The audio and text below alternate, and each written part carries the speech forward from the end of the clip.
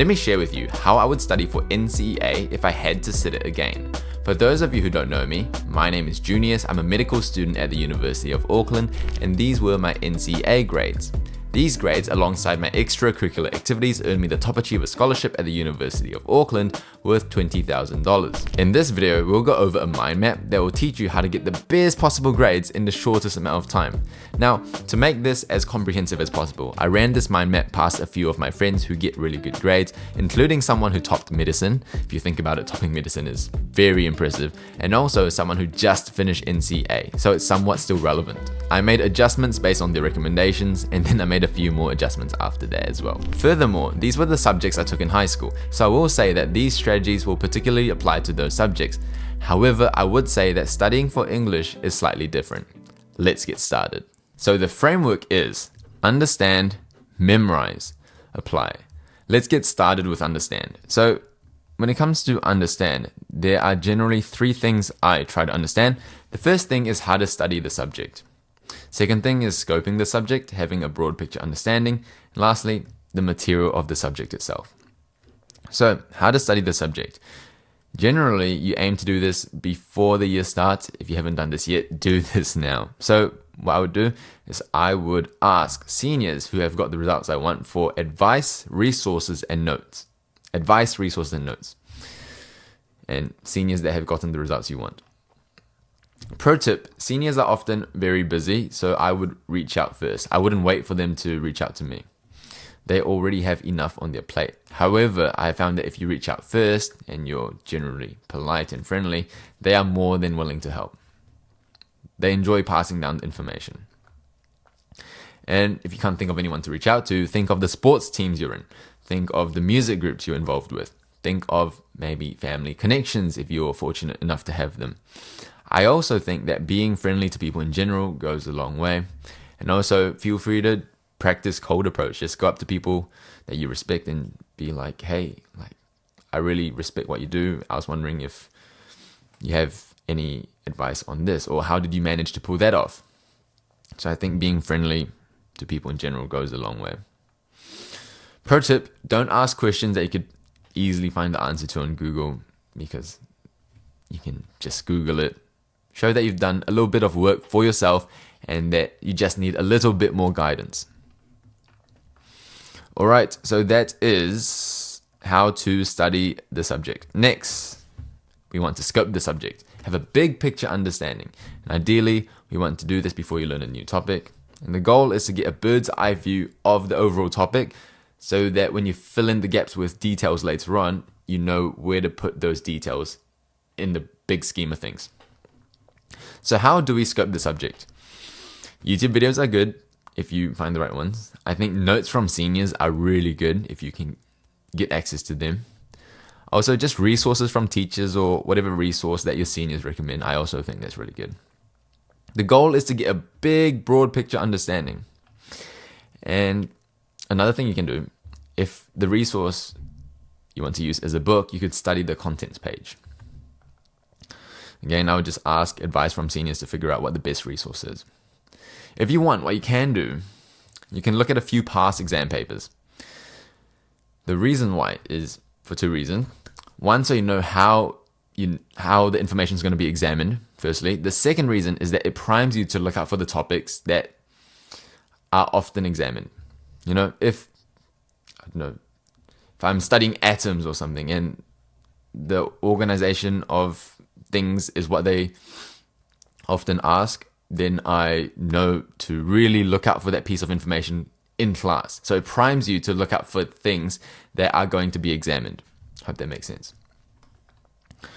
And YouTube channels, for me, growing up, Learn Coach was really good. Mr. Ong Math Lessons I'm going to plug, because I had my dad. He is one of the reasons why I managed to get these NCEA grades. But you too can have the unfair advantage. He has a YouTube channel, Mr. Ong Math Lessons. I've heard Infinity Plus One for calculus is really good. And if you have any other recommendations for YouTube channels, because some come up, some don't really update. So to stay current, comment them down below to help people doing NCEA out. All right, next is the material of the subject itself. Now split this up into two categories: during school and after school. Let's go with during school to begin with. So during school, what I would do, I'd listen, I'd ask questions, I'd bounce ideas off of others in the class.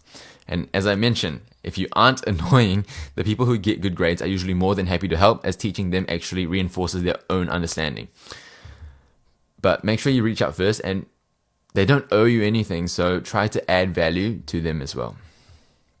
All right, so that is during school. Now after school, what I would do, I'd do homework, I was that guy. Also internals, assignments, and whatever you didn't understand when you are doing your homework and assignments, make sure you try to understand it. That's what I would do. And how would I do that? I'd often DM friends, and make sure you surround yourself with friends who have the same mentality, mindset as you. DM friends was something I did. I would watch YouTube videos as well. I'd Google the answer. You guys have access to ChatGPT now, which I didn't have access to back in the day. And I would try to ask the teacher questions after class or during class. Well, I tried to. And then the game here, when you understand the subject, is to figure out what the high yield material is. And high yield is just a term we use quite frequently in med school for the key pieces of information or concepts that will likely be tested. And as a general rule, 20% of the content gets examined 80% of the time. So if you can figure out what that 20% is, that's super high yield, that's the game. And identifying what the high yield information is a skill, and it takes time to develop. But for now, try your best. And something that can help with high yield, identifying the high yield material, is doing a few exam papers. Now, once you've done all this and you understand, to deepen your understanding or to help you memorize, what you can do, you can make a resource for yourself, focusing on the high yield information. So flashcards was my favorite. And if you use flashcards, you can either use physical flashcards, which I prefer and it's nicer. However, it's a bit too time consuming, and in medical school we can't, there's no way we're going to do flashcards. So we use a software flashcards thing called Anki, where you can review the information using digital flashcards that you make for yourself. So I highly recommend checking out Anki, A-N-K-I. There are plenty of YouTube tutorials explaining how to use it. You can also write a list of questions and quiz yourself using that list of questions. You can create a mind map to help you deepen your understanding. Like this is a mind map, right? It helps me understand what I've been doing. So mind maps are pretty good. You can also create a summary sheet. So figure out what works for you and create a resource that helps you understand or memorize the material. And then that brings me to my next point, which is memorize. And once you understand the material, memorization becomes a lot easier. And the game with memorization is to do two things: active recall and spaced repetition. And I'll go into these ideas right now. So active recall is when we retrieve information from our memory without looking at notes. This is testing ourselves, essentially. So flashcards, my favorite way. You can explain it to your parents or a teddy bear, because the logic is that if you can explain it in simple language, you really know your stuff. You can also look away from your notes and see how much you recall from memory. You can pin post-it notes around your room, because then you associate that fact with that location in your room. That was something I did. You can try to write what you know on a blank piece of paper, and then whatever you didn't know, you fill it in with red, and then you keep trying until you get pretty much everything. This is called blurting, I believe. And you can also form a study group and quiz each other. And when you quiz each other, it's like it burns into your memory, because sometimes getting things wrong really helps you remember it for longer periods. Ultimately, though, figure out what works for you, and I'd also focus on the high yield information. Now, spaced repetition. This is an important idea. So the game with spaced repetition is to review the information just about when you're about to forget, and it follows the forgetting curve. So this is an image from osmosis. So when you learn something, your retention of the information is really high, and then you start to forget. And then when you review it again, boom, retention becomes high again. And then it decays slightly slower. And then boom, you review it again, and then it becomes less steep. It flattens out more. And the game here is to remember information just before you're about to forget, following the pattern of the forgetting curve. And you can try to space out reviews to help interrupt that curve just before forgetting happens. So as you can see here, review here, review here, review here. The time interval between reviews get longer and longer. And yeah, that will help you keep the information for longer and longer. So active recall is amazing. It's great. I love active recall. But without reviewing the material multiple times, implementing spaced intervals and spaced repetition, you won't maximize its benefit to retain the information for as long as possible. So this helps us remember the information for longer and until we sit our exam. All right, so that is memorize. Next is apply. Boom. The most important part when it comes to NCEA. Make sure you tell your friends to watch to this part because this is the most important part. All right, apply. You can do practice questions from the resources that your seniors recommend as you learn the material actually. But for NCEA specifically, I would highly recommend doing every past exam paper under test conditions. So no peeking at notes, no breaks, test conditions. All right, no checking your phone, no peeking on Google, test conditions. You can also do this at the same time of day as when you sit your exam. But yeah, past papers are important for NCEA. And compare your answers with the marking guide after you've done it. And you can also compare with exemplars. And if there's an exam paper walkthrough online, you can use that to cross-check. But the marking guide, I think for NCEA is really gold. Make sure you look at the marking guide. I highly recommend you have a look at the marking guide and really study the marking guides.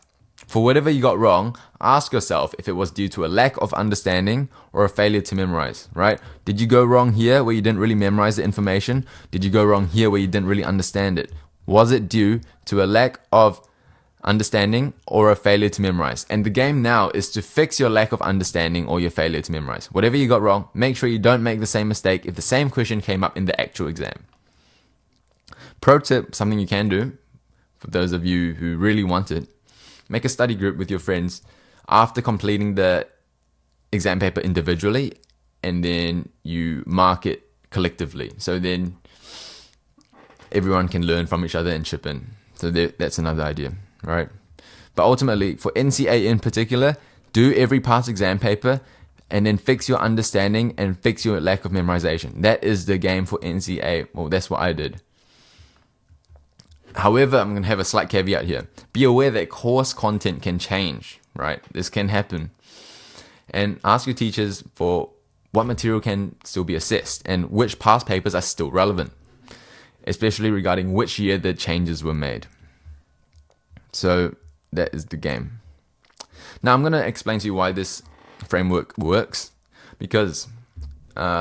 and that's because you're reviewing the material 3 times before you even sit a past exam, right? Once when you scope the subject, when you have a broad picture overview, once in class or when you do your homework, and once more when you memorize the information. That's 3 times, guys. If you compare that to the person who just sat in class and didn't do anything else, just sat in class and that's it, you're reviewing the material 2 more times. And also I wanted to have a side note is that it's different for different subjects. For example, organic chem might be more memorization based. Math subjects might be more application based. If you're unsure, just ask your seniors which one needs to be practiced the most. So this is the framework: understand, memorize, apply. If you wanted the mind map, it'll be free for you to download in the description down below. Thanks for watching, and I'll see you in the next one.